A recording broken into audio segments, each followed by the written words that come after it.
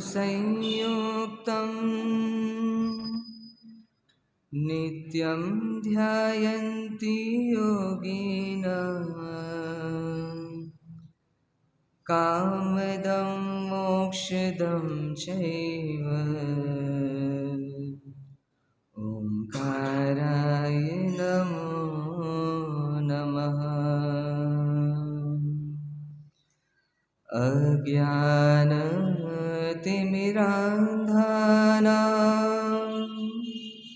ज्ञानाञ्जनशलाकया चक्षुरुन्मिलितं येन तस्मै श्रीगुरुवे नमः। तस्मै श्रीगुरुवे नमः। शासन नायक, तीर्थ स्थापक, त्रिपदी प्रकाशक, हम सबके आस्था के केंद्र, हमारे आदर्श प्रभु महावीर के चरणों में अनंत अनंत वंदनाएं। शासन सिरताज, अनंत लब्ध निधान गुरु गौतम स्वामी जी महाराज के चरणों में कोटि वंदन। खरतरगत श्रृंगारहार, प्रातः स्मरणीय, जन जन के आस्था के केंद्र, चारों ही पूज्य दादा गुरुदेवों के चरणों में कोटि वंदन। मम जीवन उद्धारक, मम जीवन सर्वस्व, परम पूज्य परम श्रद्धेय गुरुद्वैश्री के पावन पुण्य चरणों में अनंत अनंत वंदनाएं। पाठ पर विराजित सरल मना सरल स्वभावी परम पूज्य बड़े महाराज साहब के चरणों में कोटि वंदन। भव्य श्रावक एवं श्राविकाओं, चातुर्मास काल में आप हम सब जिन वाणी का आलंबन ले रहे हैं और उसका आलंबन लेकर के हम उस सत्य को जानने का प्रयास कर रहे हैं जिस सत्य को स्वयं तीर्थंकरों ने महसूस किया है। महसूस ही नहीं किया, जीवन में जिया भी है और जी करके परम आनंद, परम शांति, परम सुख को पाया है। उस सत्य को हम सब उनकी ही वाणी का आलंबन लेकर के जानने का प्रयास कर रहे हैं और सिर्फ जानने का ही प्रयास नहीं कर रहे हैं, समझने का भी प्रयास कर रहे हैं। और समझते समझते जितनी भी समझ हमारी बनी है उस समझ को अपने जीवन में लाने का भी प्रयास कर रहे हैं। तो ऐसा ना हो कि सिर्फ सुनते में रह जाए, ऐसा ना हो कि सिर्फ समझने में रह जाए, बल्कि ऐसा भी हो कि जो हमने समझा है वो समझ हमारे जीने में काम आ जाए, तो ही जा कर के हम परमात्मा के सच्चे अनुयायी बन पाएंगे, मतलब उनके सच्चे भक्त बन पाएंगे। इस मनुष्य जीवन का परम लक्ष्य परमात्मा ने क्या बताया है?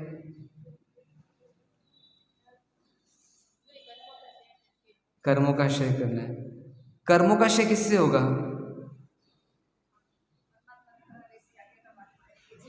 आज्ञा का पालन कौन करेगा? श्रावक करेगा, साधु साध भी करेंगे। मोक्ष कौन पाएगा? देखो, इतना सब पूछ रहा हूं मैं, इतना आपको ले जाने के प्रयास करूं कि कौन मोक्ष पाएगा? तो आत्मा स्वयं मोक्ष पाएगी। तो वास्तव में इस मनुष्य जीवन का मात्र और मात्र ध्येय ये है कि हम अपनी आत्मा का कल्याण करें। सारा ये जो आयोजन है, सारा जो प्रयोजन है, चातुर्मास की व्यवस्था है, सिर्फ और सिर्फ इसी ध्येय के लिए कि हम अपनी आत्मा के करीब जाएं। इस परम लक्ष्य को पाने के लिए जिनवाणी का श्रवण करना है कि मुझे मेरी पहचान करनी है और पहचान करने के बाद उस तत्व तक पहुंचना भी है। तब जाकर के मैं परमात्मा जो आनंद बता रहे हैं उस आनंद को महसूस कर पाऊंगा। पर क्या हो रहा है कि हम कहीं भटक गए हैं और ऐसे भटके हुए हैं कि जिनवाणी सुन भी रहे हैं पर उस परम सत्य को, उस पारमार्थिक सत्य को, उस लोकोत्तर सत्य को जान नहीं पा रहे।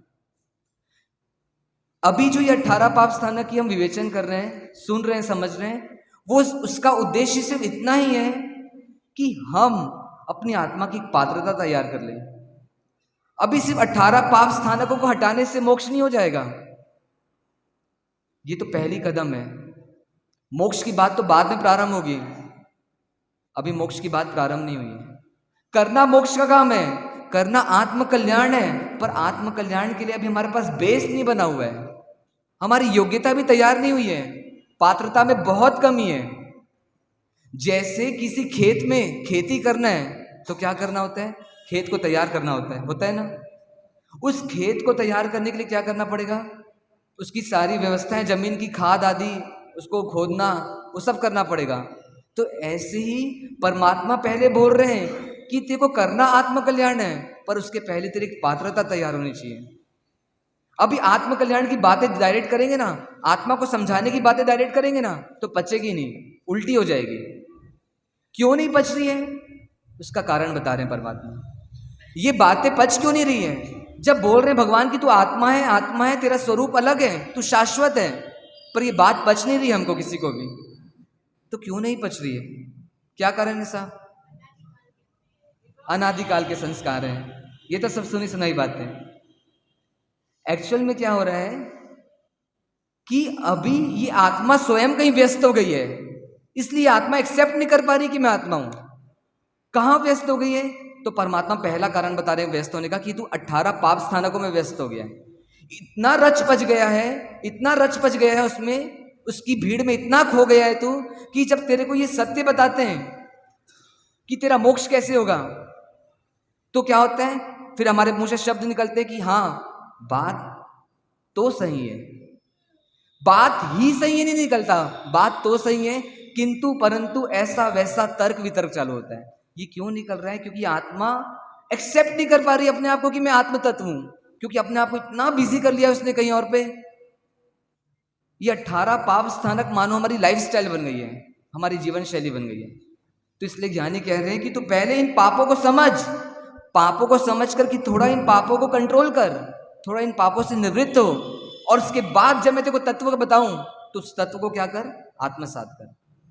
अभी मोक्ष मार्ग की बात प्रारंभ नहीं हुई है। वास्तव में साधु भगवंत को इस पाठ परंपरा से सिर्फ भगवान बनने की बात करना चाहिए, ऐसा शास्त्र आज्ञा देते हैं हमको, कि इस आत्मा को कैसे भगवान बना सकते हैं, इसकी बात करने की परमिशन दी गई है। पर अभी हम इतने नीचे गिर गए, हम स्वयं भी नीचे गिरे हैं और आप सब भी अभी नीचे गिरे हुए हैं। तो हमको क्या करना पड़ा है? पहले की जो कमी चल रही है, पहले जो हमारी कमजोरी चल रही है, जो खड्डे ऑलरेडी खुदे हुए हैं, उस खड्डों को पहले भरना पड़ेगा। नहीं तो क्या होगा? बता भी देंगे अच्छा ऊंचा का ऊंचा माल, फिर वापस हम उसको ले नहीं पाएंगे, और क्या करेंगे? फिर वही धैर्य की जिंदगी में पाप करते रहेंगे। तो पाप को छोड़ना अभी पहला टारगेट है, पर उस टारगेट मात्र को कंप्लीट करने से हमारी मंजिल नहीं मिलेगी। इसलिए लक्ष्य रखना कि मुझे अभी बहुत आगे चलना है, अभी तो मोक्ष मार्ग की बात प्रारंभ नहीं हुई है। उस बात को प्रारंभ करने के पहले मेरी एक भूमिका होनी चाहिए कि मैं इस मोक्ष मार्ग की क्लास में बैठ सकूं, जहां पर ये आत्मा और परमात्मा की बातें बताई जाएगी। तो ऐसे 18 पाप स्थानों का हम वर्णन कर रहे हैं, और उसमें दूसरा पाप हम अभी स्टडी कर रहे हैं, क्योंकि मुझे मेरी आत्मा की पात्रता तैयार करनी है कि पहले मैं ये जान तो लूं कि मेरा जो स्वरूप है वो भी मुझसे कितना दूर है। मेरा आत्म स्वरूप अभी मुझसे बहुत दूर है। क्यों दूर है? क्योंकि अभी इन पापों में रचा पचा हूं, जो मुझे करने जैसा नहीं है वो मैं सब कर रहा हूं। तो इन पापों को समझूं, थोड़ा निवृत्त हूं, पूरा निवृत्त अभी हो नहीं पाऊंगा, पूरा पापों से छूट नहीं पाऊंगा, पर थोड़ा इन पापों से बचूं, और फिर क्या करूं? तत्व का अभ्यास करूं, मतलब उस आत्मा के लिए प्रयास चालू करूं, उस मोक्ष मार्ग का प्रयास चालू करूं। तो ऐसे पाप स्थानों में दूसरा पाप, कौन सा पाप चल रहा है हमारा? सबको नाम पता है, मृषावाद। मृषा मतलब होता है झूठ, और वाद मतलब होता है बोलना, झूठ बोलना। ये पाप है क्या कोई? इसमें क्या, इसमें किसी को पीड़ा कहां हो रही है? आपने झूठ बोला, उसमें से दूसरों को क्या फर्क पड़ता है? पर फिर समझना, आपने सत्य नहीं बोला है, आपने झूठ बोला है। तो ये झूठ किसी राग या द्वेष की वजह से बोला है, तो आपको कर्मों का बंधन हो रहा है। सत्य जब भी बोलेंगे तब कोई राग नहीं रहेगा, परमात्मा सत्य की प्ररूपणा करते हैं, देशना किसकी देते हैं? सत्य की देते हैं, पर सत्य बोलने में उनको बंधन नहीं होता और झूठ बोलने में बंधन होता है। तो ये बंधन क्यों होता है? क्योंकि झूठ जब भी बोलेंगे तो कोई ना कोई स्वार्थ का भाव रहेगा, कोई ना कोई मेरे का घेरा रहेगा, और उस मेरे के घेरे के कारण हमको क्या हो रहा है? झूठ बोलना पड़ रहा है, और झूठ से क्या हो रहा है? बंधन हो रहा है। तो झूठ बोलने से पाप कैसे बनता है? कहीं ना कहीं उसके मूल में राग या द्वेष चल रहा है, कोई ना कोई कषाय हावी हो रही है, और इसलिए हमारा पाप बन रहा है। अब ये झूठ अभी तक हमने पढ़ रखा है कि झूठ बोलना मतलब पाप है, पर ये झूठ भी दो तरीके से होता है। कोई बता सकता है कौन सा दो तरीका है झूठ बोलने का? एक जो हम रोज बोलते हैं, जो अभी तक हम चर्चा में कर रहे हैं, वो झूठ है कि सही को सही नहीं बोला मतलब वो झूठ है, गलत को सही बोलना ये भी झूठ है। ऐसा करते हैं ना, जैसे आज अगर गुरुवार है और हमने बोल दिया बुधवार है, तो ये क्या बोला हमने? झूठ बोला। तो इस पाप को तो हम एक्सेप्ट कर रहे हैं कि ये झूठ होता है, पर जब आप जिनवाणी पढ़ेंगे तो उसमें दूसरा एक और झूठ का परिभाषा आती है। कोई बता पाएगा क्या हो सकती होगी परिभाषा झूठ की? और गलत बोलना झूठ है तो गलत उद्देश्य से बोलना भी झूठ है, गलत तरीके से बोलना भी झूठ है, गलत भावों से बोलना झूठ है, गलत इंटेंशन से बोलना झूठ है, गलत आशय से बोलना भी झूठ है। जैसे आपने किसी अंधे को बोला अंधा, किसी काणे को बोला काणा, किसी लंगड़े को बोला लंगड़ू, किसी बुड्ढे को बोला बुड्ढा। तो ये आपने सत्य कहा ना, पहली परिभाषा के हिसाब से तो ये सत्य है कि अंधे को अंधा नहीं बोलेंगे तो और क्या बोलेंगे? किसी लूड़े लंगड़े को लूड़ा लंगड़ा ही तो बोलना पड़ेगा ना। पर वास्तव में जब परमात्मा ने अपने केवल ज्ञान में देखा तो परमात्मा ने पाया कि आप सत्य भी बोल रहे हो, पर सत्य बोलने का उद्देश्य गलत हो गया। उस सत्य को बोलने से किसी को पीड़ा हो रही है, किसी के प्राणों का हनन हो रहा है, किसी के भावों में गिरावट आ रही है, तो मान लेना कि आप फिर झूठ बोल रहे हो। तो किसी अंधे को अंधा बोलने से अगर वास्तव में वो दुखी हो रहा है तो हम कहीं ना कहीं सत्य बोलकर भी क्या बोल रहे हैं? झूठ ही बोल रहे हैं। ऐसी है परमात्मा की दूसरी परिभाषा झूठ बोलने की। पहली परिभाषा हम सब एक्सेप्ट करते हैं, पर दूसरी परिभाषा किसी किसी को एक्सेप्ट होती है। संसार में मनुष्य सबसे विकसित प्राणी है किस चीज के लिए? कि उसकी वाणी का तंत्र सबसे फैला हुआ है। मतलब इतना सुंदर वाणी का विकास किसी और जीव का नहीं है, पर यह वाणी मनुष्य के लिए घातक भी है और वरदान भी है। वरदान इस रूप में कि इस वाणी के माध्यम से वो पुण्य भी इकट्ठा कर सकता है, और इस वाणी के माध्यम से पाप के रास्ते में जा सकता है। अब वापस अपन पहले झूठ पर आते हैं, जिसको हम सब मानते हैं झूठ है, गलत बोलना या झूठ बोलना जिसे हम झूठ बोलते हैं। फिर दूसरे झूठ की भी चर्चा करेंगे। कभी किसी गाय को देखा है कि वो झूठ बोलती है? बोलती होगी पर हमको नहीं समझ आता, और शायद ना भी बोलती होगी।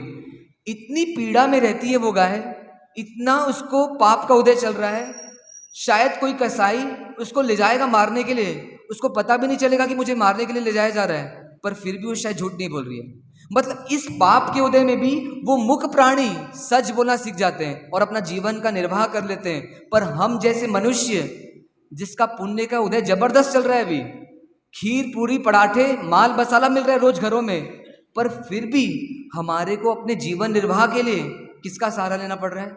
झूठ का सहारा लेना पड़ रहा है। मतलब बिना झूठ के सहारे के हम अपनी गाड़ी को आगे नहीं बढ़ा पा रहे हैं। पर वे धन्य है मुख प्राणी जो झूठ नहीं बोलते, जो बोलते हैं आकर के अपने घर में कि मैं सच में भूखा हूं, फिर भी हम उससे लात मारते हैं, फिर भी उसको भगाते हैं। वो झूठ बोल नहीं सकते और उनकी पीड़ा को हम समझ नहीं पाते।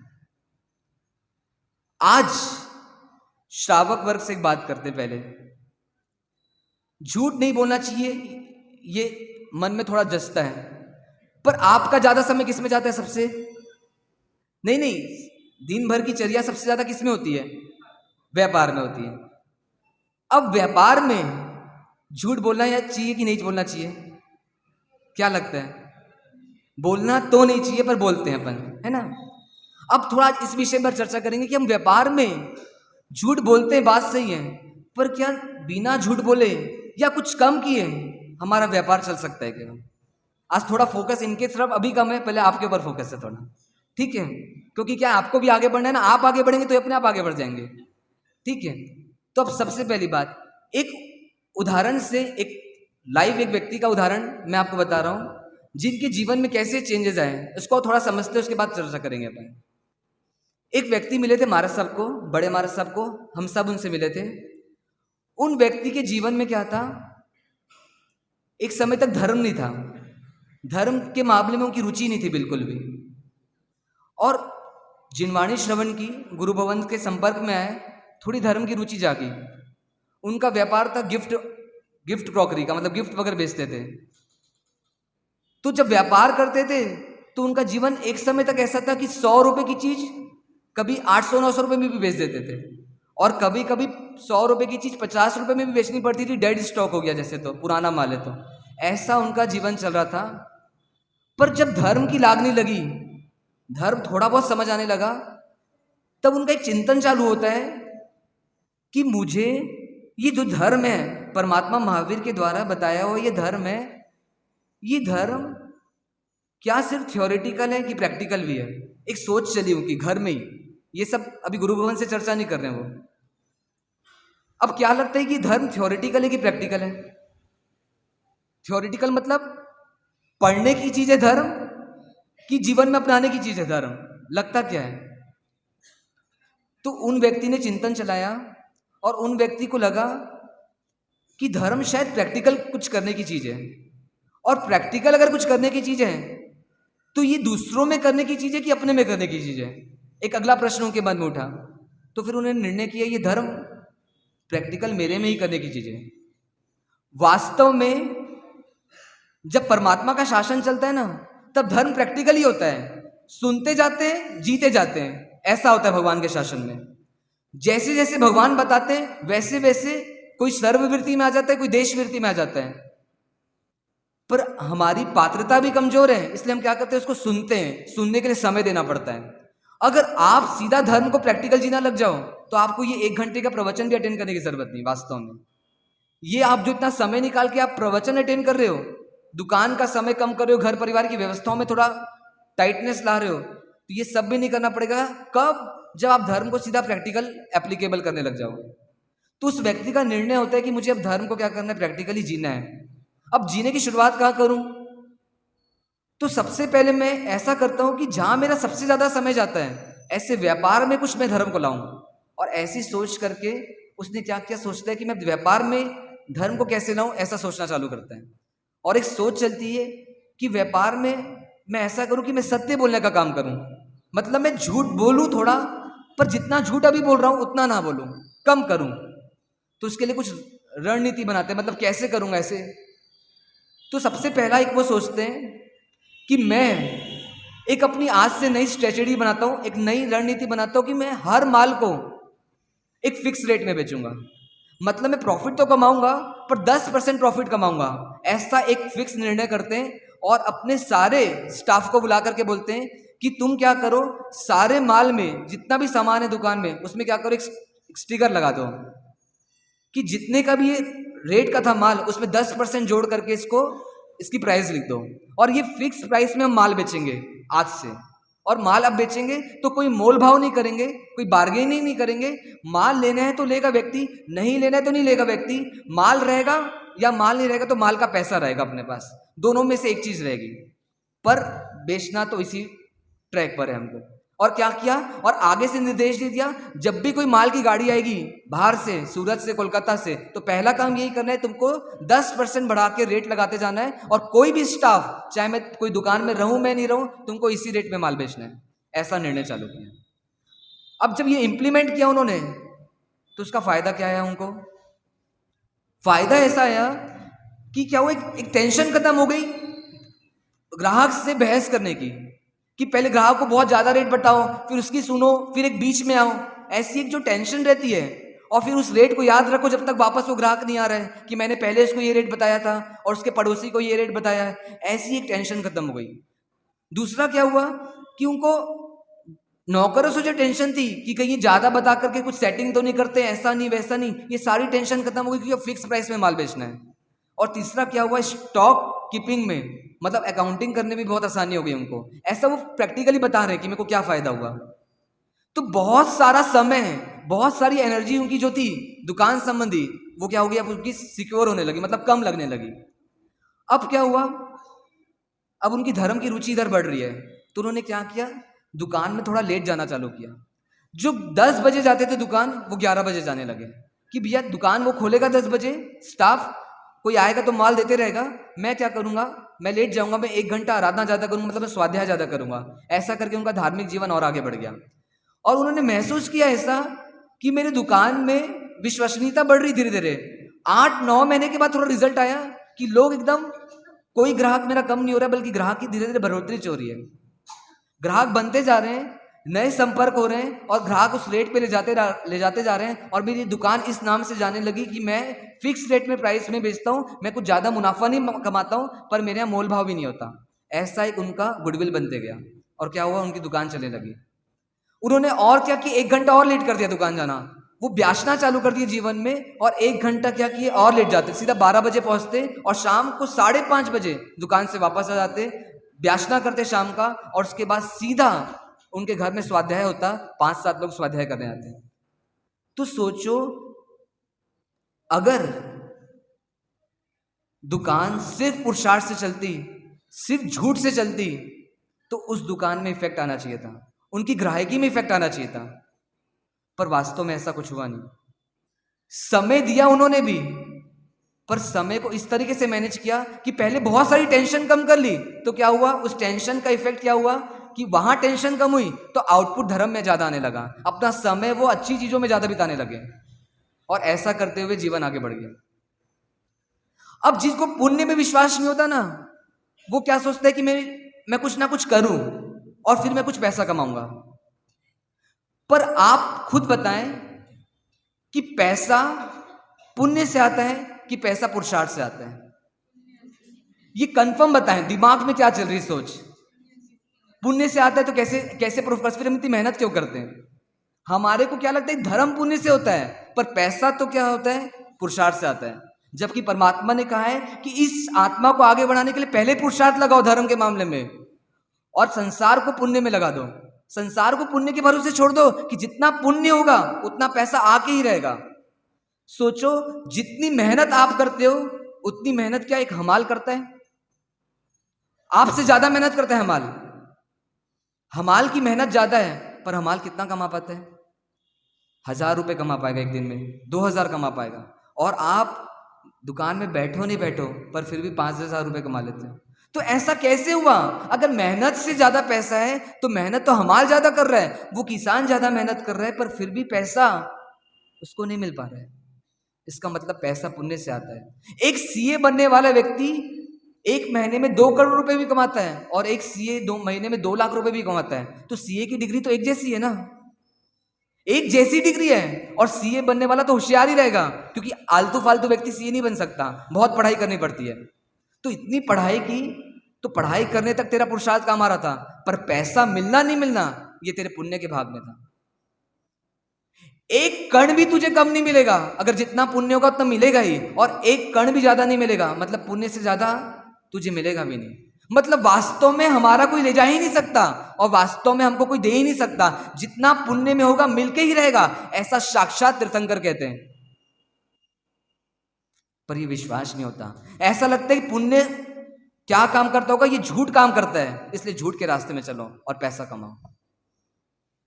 पर क्या हर झूठ बोलने वाले पैसा कमा रहे हैं क्या? ये भी सत्य को तो देखो कि हर झूठ के रास्ते में चलने वाले क्या अरबोपति बन गए क्या, खरबोपति बन गए क्या? ऐसा उदाहरण मिलता नहीं है कि झूठ के रास्ते से सफलता मिलेगी। मतलब रास्ते में सफलता पुण्य होगा तो मिलेगी, और पुण्य नहीं होगा तो तुम लाख माथा पटक लो, नहीं मिलने वाली सफलता। एक क्लास में 1000 बच्चे पढ़ते हैं स्कूल में, टीचर सबको एक जैसा पढ़ा रहा है, बच्चे ने सबने एक जैसी फीस दी है, एक जैसी फैसिलिटी सब बच्चे को मिल रही है, पर फिर भी कोई बच्चा फर्स्ट आ रहा है, कोई बच्चा फेल हो रहा है। ऐसा कैसे हो रहा है? तो कोई ना कोई कर्म काम कर रहा है। ज्ञानावर्णी का 6 ऑप्शन सबका अलग अलग है, तो जैसे वहां उन बच्चों के लिए रूल लग रहा है, ऐसी संसार में पैसा कमाने के लिए रूल क्यों नहीं लगाते कि पुण्य होगा जितना होगा उतना मिलेगा ही, उसके अनुरूप पुरुषार्थ होगा ही। आप बोलोगे पुण्य के भरोसे रहेंगे तो पुरुषार्थ कैसे करें? तो जितना पुण्य होगा ना उतना पुरुषार्थ भी करोगे आप। पुरुषार्थ की मनाही नहीं है, पर पाप के रास्ते में जाकर के पुरुषार्थ करना ये गहरी खाई में जाने जैसा काम है। आप गहरी खाई खोद रहे हो अपने लिए, उस पुण्य को तो खत्म कर रहे हो और इकट्ठा क्या कर रहे हो? पाप कर रहे हो। 6 घंटा देकर के उस व्यक्ति ने क्या किया? अपने सांसारिक जीवन को भी व्यवस्थित कर लिया, और इस मनुष्य जीवन में, गृहस्थ जीवन में रहते हुए क्या हुआ? धर्म के मामले में बहुत आगे बढ़ गए। जहां हम 14-14 घंटे देते हैं बिजनेस में और इतना माथापच्ची करते हैं, उसके बाद भी सुकून का जीवन नहीं जी पाते, एक आनंद का जीवन नहीं जी पाते। इतना कमाते हैं किसके लिए? परिवार के लिए। पर परिवार में शांति नहीं बन पाती, क्योंकि शांति का स्रोत वो जानना था धर्म से, उसको तो हमने जीवन में जिया ही नहीं, और सोच रहे कि पैसा कमाने से ही शांति आएगी, इसलिए 14-14 घंटे किसमें मेहनत कर रहे हैं? पैसे के लिए मेहनत कर रहे हैं। अब क्या होता है कि सारी उम्र इस शरीर को तोड़ करके पैसा कमाते हैं, और जब शरीर जवाब देता है तो वही जोड़ा हुआ पैसा किसमें काम आता है? शरीर के इलाज में काम आता है। समझ आ रहे हैं कि झूठ बोलने से आप सक्सेस नहीं प्राप्त कर सकते। कितने कितने बड़े बड़े फ्रॉड होते हैं पर पकड़ा भी जाते हैं। अगर झूठ से सक्सेस मिलनी होती तो ये फ्रॉड पकड़ाते क्यों हैं? क्यों आईएएस ऑफिसर पकड़े जाते हैं?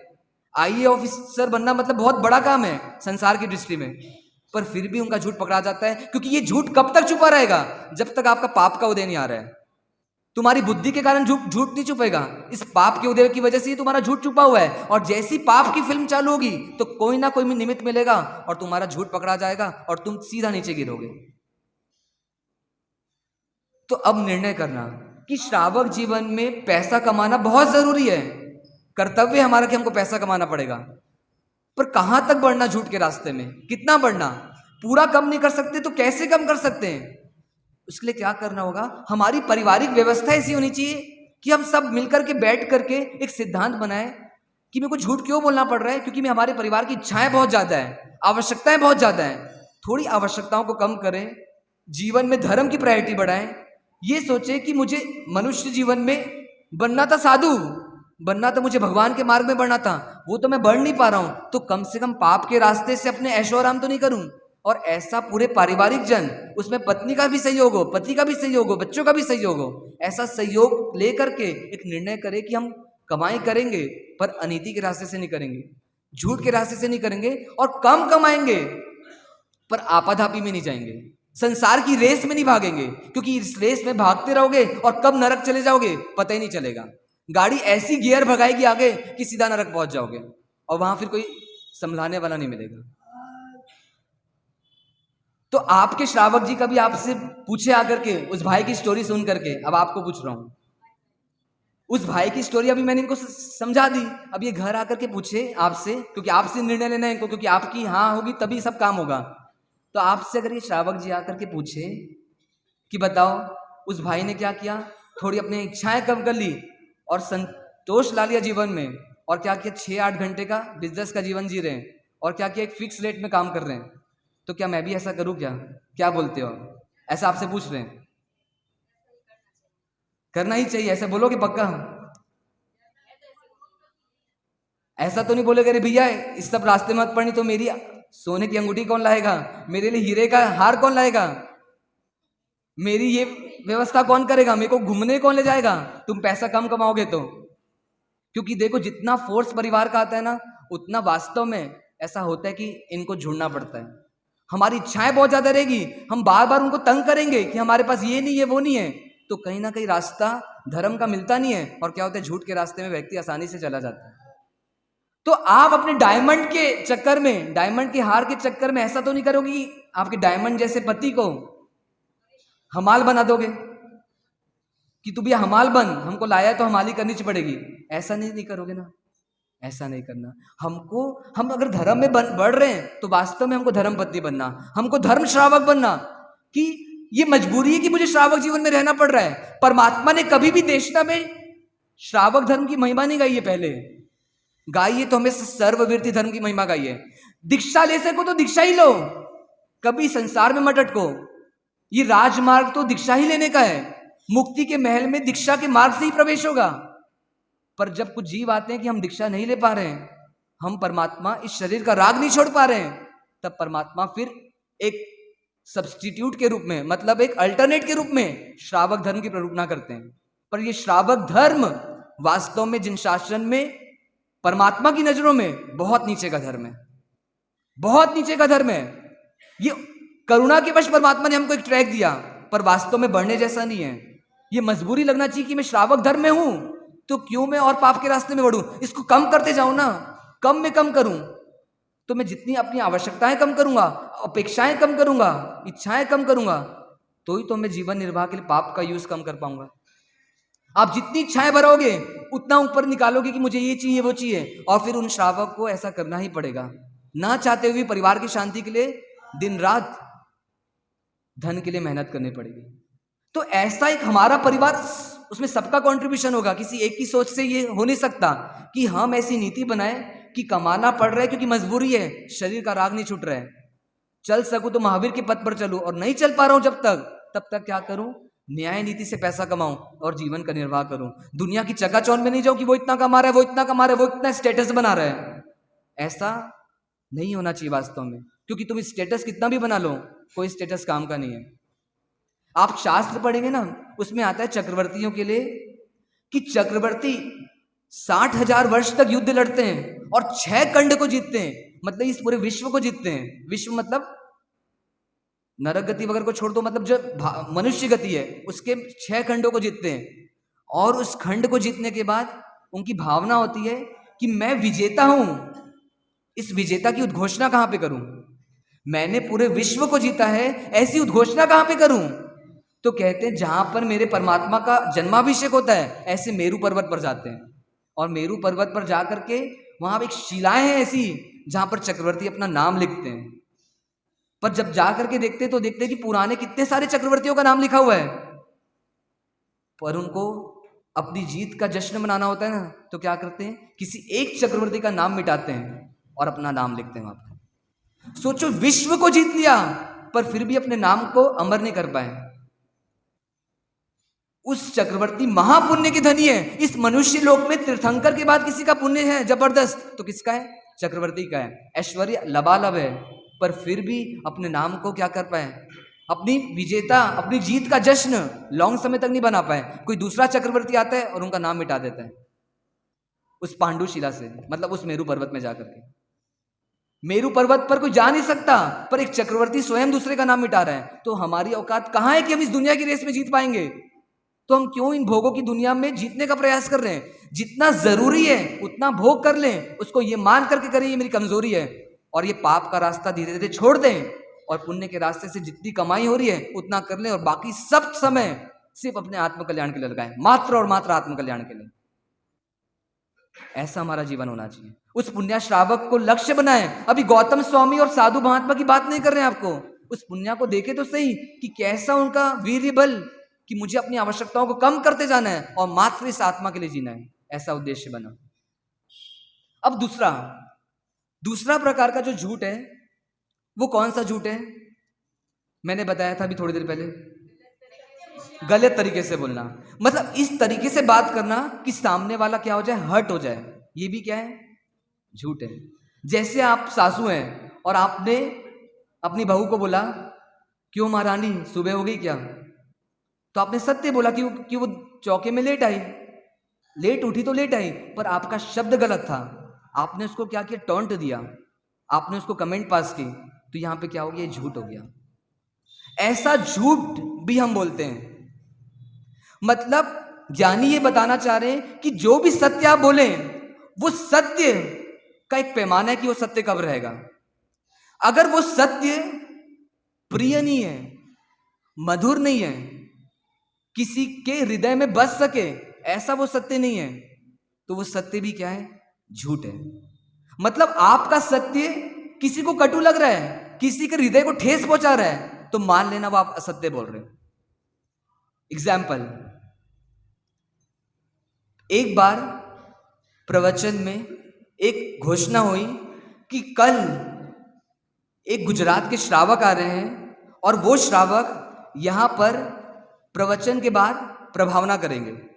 क्या करेंगे? प्रभावना करेंगे। और प्रभावना कौन सी कर रहे हैं वो? तो सोने की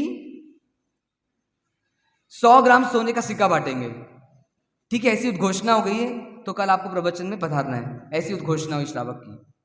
अब इतना बड़ा पंडाल था, पर्दे लगे हुए थे, पर कल बहुत भीड़ आने वाली थी, इसलिए सारे पर्दे खोल दिए गए कि सब तरफ से लोग आएंगे और बैठते जाएंगे। और देखा गया कि सुबह 7 बजे से नौकारसी करते ही 7 लोग आ गए प्रवचन सभा में, अपनी आसन लगाकर बैठ गए। प्रवचन कितने बजे था? 9 बजे था, पर 7 बजे से आ गए लोग।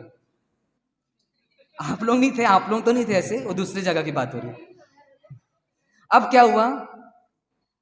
अब थोड़े समय के बाद प्रवचन हो गया। गुरु महाराज को पहले प्रवचन तो देना ही पड़ेगा ना, तो प्रवचन दे दिया गुरु महाराज ने। उसके बाद अनाउंसमेंट हुआ कि जो पहले नंबर का गेट है, आप सभी वहां पधारे। वो श्रावक वहां पर खड़े और प्रभावना बटना चालू हो रही है।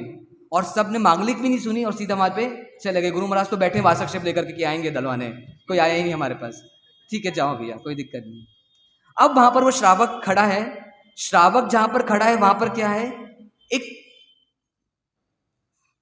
कढ़ाई, बहुत लंबी चौड़ी कढ़ाई रखी हुई है, और कढ़ाई के नीचे आग जल रही है। आग जल रही है, और उस कढ़ाई में क्या है? सोने के सिक्के हैं, 100-100 ग्राम के। और श्रावक चिमटा लेकर के खड़ा है, एक एक सिक्का निकाल रहा है और माइक में अनाउंसमेंट कर रहा है, आइए भैया, आइए श्रावक जी, ये मेरे से प्रभावना लेके जाइए। तो अब आप बताइए कौन कौन वो प्रभावना लेंगे उसी समय? कोई नहीं लेगा। तो सेम ऐसी की ऐसी बात क्या बोल रहे हैं कि आपने सत्य बोला, पर वो सत्य किसी को पसंद नहीं आया, तो वो सत्य भी क्या हो गया? झूठ हो गया। आपने प्रिय नहीं बोला, आपने किसी के हृदय को ठेस पहुंचाई है, आपने किसी आत्मा की भाव हिंसा की है, उसकी आत्मा में राग द्वेष पैदा किया है, तो मतलब आपके द्वारा कहा हुआ सत्य सत्य नहीं है। मतलब आपने किसी स्वार्थ से किसी की भावना को ठेस पहुंचाने के लिए कुछ कहा है, भले ही वो सत्य था, पर वो सत्य नहीं है। ऐसा हम करते हैं क्या? ऐसी अप्रिय वाणी बोलते हैं क्या हम? क्या बोलते हैं कि सत्यम ब्रूयात प्रियम ब्रूयात, मां असत्यम मां अप्रिय ब्रूयात। मतलब सत्य बोलो, पर वो सत्य कैसा हो? प्रिय हो, मीठा हो, मधुर हो।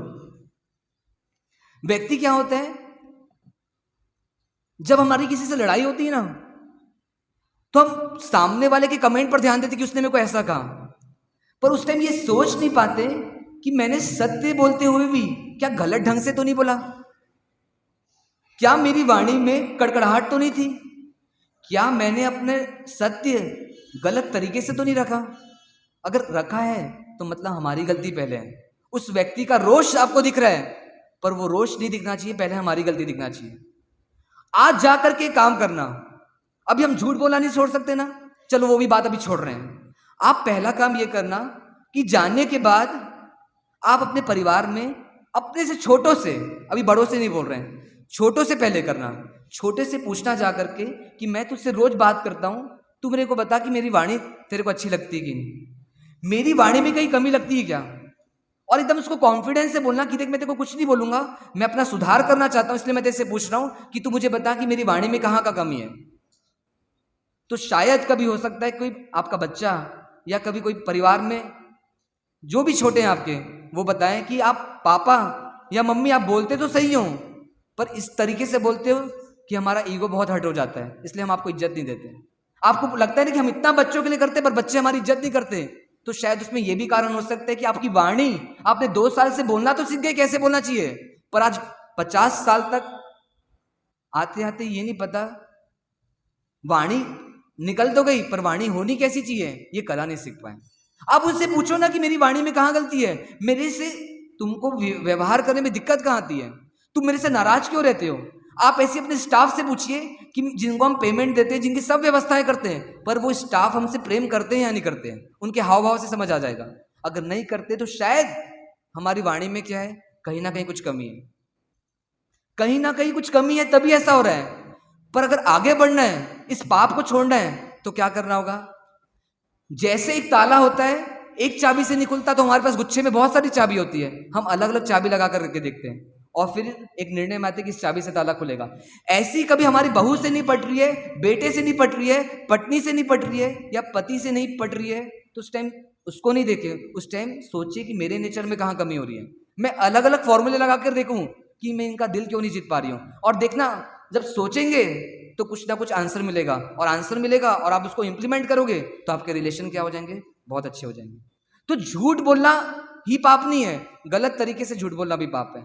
तो आज हम जब मृषावाद की चर्चा कर रहे हैं और मृषावाद को दूर हटाना है, तो सिर्फ एक निर्णय करना है हमको कि वाणी मिल गई, क्योंकि ये पुराना पुण्य का उदय था। ये वचन वर्गणा ये कर्म होते हैं, ये कर्म जब तक रहते हैं तब तक ये वाणी मिलती है, और जब कर्म का उदय चला जाता है तो ये वाणी चले जाती है। हमने एक व्यक्ति को देखा है प्रत्यक्ष रायपुर में कि उस व्यक्ति का जन्म से वाणी अच्छी थी, पर क्या हुआ, एक उम्र आने के बाद एक ऑपरेशन हुआ और स्वर तंत्र निकाल दिया गया और उसको एक मशीन लगानी पड़ी।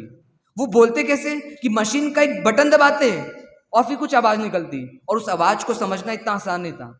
हर बार कुछ बोलना होता तो उनको एक बटन दबाना पड़ता।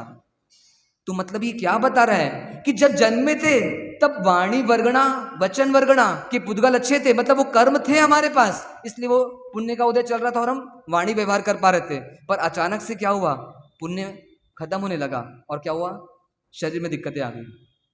ये तो उनकी बात है, कोई जन्म से तोतला बन जाता है, कोई जन्म से हकलाता है, किसी को कैंसर होता है गले का और गला खराब हो जाता है। तो ये सब बता रहे हैं कि वचन वर्गणा जब तक हमारे साथ है तब तक ही हम उसका व्यवहार कर सकते हैं।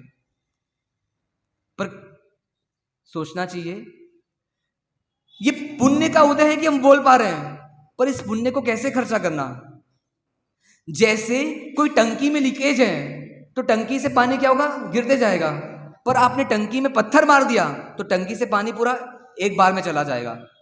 तो ऐसे ही वचन बोल रहे हैं तो हमारा पुण्य खत्म होते जा रहा है, पर हमने झूठ बोलना चालू कर दिया तो जैसे उस टंकी में हमने पत्थर मारा था और टंकी का पानी एक बार में खत्म हो गया, तो हम क्या कर रहे हैं, झूठ बोल करके अपने पुण्य को एक बार में खत्म कर रहे हैं, और फिर ऐसी तैयारी कर रहे हैं कि आने वाले जन्मों में वाणी ही नहीं मिलेगी। उस एकेंद्री से चौरेंद्री तक की यात्रा करनी पड़ेगी इस जीव को। तो प्रामाणिकता से जिए और प्रामाणिकता को ला करके इस झूठ को दूर करें। अब भी एक प्रत्यक्ष एग्जाम्पल देखा था, एक भाई बहुत ज्यादा धर्म से नहीं जुड़े पर प्रामाणिकता कैसी, वो आ रहे थे राजस्थान, उनका बच्चा भी साथ में आ रहा था। बच्चे की उम्र, जिस दिन ट्रेन थी सुबह 9 बजे, उस दिन के अगले दिन रात को 12 बजे के बाद उस बच्चे की उम्र 12 वर्ष के ऊपर होने वाली थी, जिससे फुल टिकट लगती है। पर उस व्यक्ति ने क्या किया, फुल टिकट बनवाई अपने बच्चे की। अभी एक दिन बचा था, यात्रा चालू हो गई है, पर मैं आधा सफर रात को भी करूंगा तो क्यों ना मैं अपने बच्चे की पूरी टिकट बनाऊं। कितनी छोटी सी बात में उन्होंने अपने जीवन को प्रमाणिक साबित कर दिया, झूठ का साथ नहीं दिया। मैं आधा सफर ट्रेन में 12 वर्ष की उम्र में करूंगा, मेरा बच्चा करेगा, तो क्यों ना मैं उसकी फुल टिकट लूं। अब इतनी छोटी सी बात है, इसके लिए कहाँ सूत्र सीखने की जरूरत है, कहाँ गाथा सीखने की जरूरत है और कहाँ मंदिर आने की जरूरत है। पर इंसान को क्या है, सच से प्रेम है, प्रामाणिक होना चाहिए मेरा जीवन, ऐसी बात से प्रेम है। हम प्रवचन सुनने आते हैं, कई बार आकर के लोग कंप्लेंट करते हैं हमारी चप्पल घूम गई। हम सत्य का प्रवचन सुन रहे और बाहर जाकर के किसी की चप्पल उठा के चले गए, और ये खेद ही नहीं हो रहा कि मैंने कितना गलत काम किया। कहते हैं कि धर्म क्षेत्र में करने वाला पाप, उसका भुगतान हम कहां जाकर के करेंगे। तो ऐसा फील होना चाहिए कि मुझे झूठ का साथ नहीं देना है, सच का साथ देना है। धर्मशाला में कई बार वर्षी तप का कार्यक्रम होता है और हम रिश्तेदार बन के किसी के जाते हैं वर्षी तप के कार्यक्रम में पढ़ना के लिए। हम क्या बोलते हैं, फोन करके जब व्यवस्थागण पूछते हैं कि हमको किस टाइप का रूम चाहिए, तो कई बार क्या बोलते थे, हमको कमोड वाला रूम चाहिए, जबकि हम आ रहे हैं यंग लोग, पर हमको व्यवस्था एवन चाहिए कि भैया व्यवस्था तो एवन से एवन रखे, भले हम उसका यूज करें नहीं करें। कई बार बोलते हैं हम 10 लोग आ रहे हैं तो हमको 2-3 रूम लगेंगे, और आते 3-4 लोग हैं, पर पूरे तीर्थ की व्यवस्था अस्त व्यस्त हो जाती है।